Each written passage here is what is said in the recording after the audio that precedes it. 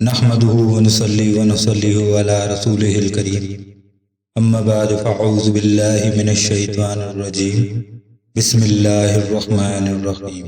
रमज़ानुल मुबारक के पहले अशरे का बहुत ख़ास अमल आपको दूंगा जो आपकी ज़िंदगी में और आपके घर के अंदर रहमतों का नज़ूल फरमाएगा और आपके घर से बेबरकती ख़त्म हो जाएगी, आपके घर से लड़ाई झगड़े ख़त्म हो जाएंगे और आपकी ज़िंदगी से हर किस्म की नहुसत और हर किस्म की रुकावट, हर किस्म की बेबरकती ख़त्म हो जाएगी।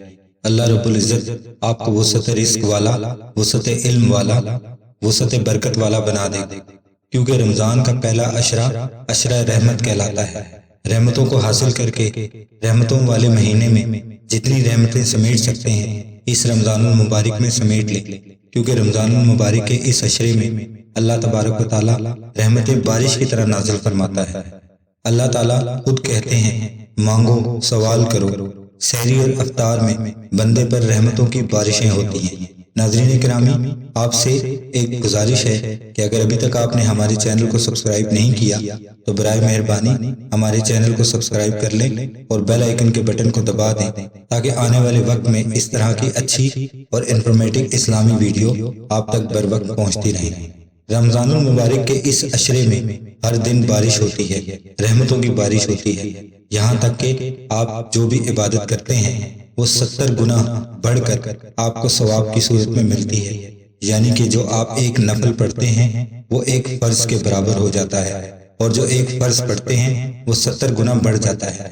आप जो नेकी करते हैं वो 70 गुना बढ़ जाती है, जो अच्छाई करते हैं वो 70 गुना बढ़ जाती है और जो सदका खैरात करते हैं वो भी 70 गुना बढ़ जाता है। तो इस रमज़ान में जितना हो सके उतना सदका खैरात करें और रहमतें समेट लें। रमज़ानुल मुबारक के पहले अशरे का ये खास अमल है जो मैं आज आपको दे रहा हूँ। ये अमल 10 दिन करना है। अगर पहले अशरे में आप ये अमल 10 दिन कर लेते हैं तो अल्लाह रब्बुल इज़्ज़त आप पर रहमतों और बरकतों का नज़ूल फरमाएगा।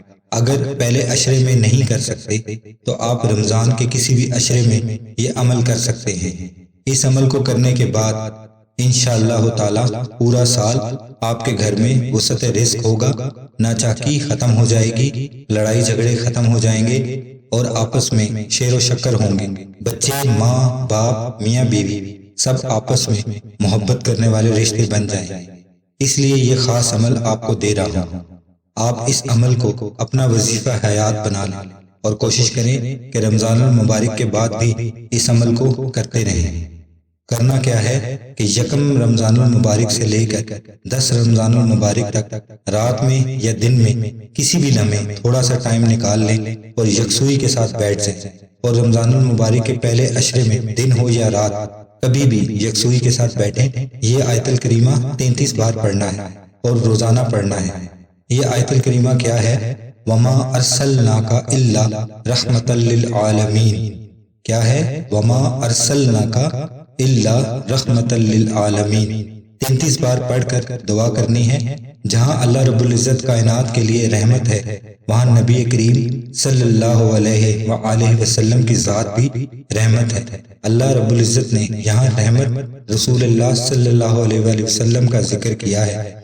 जब आप इसको 33 बार पढ़ेंगे तो वहाँ आपको हुज़ूर अलैहिस्सलातु वस्सलाम की शान भी बयान होगी और अल्लाह और रसूल दोनों रहमत हैं और अल्लाह की रहमत का जिक्र भी शामिल हो जाएगा।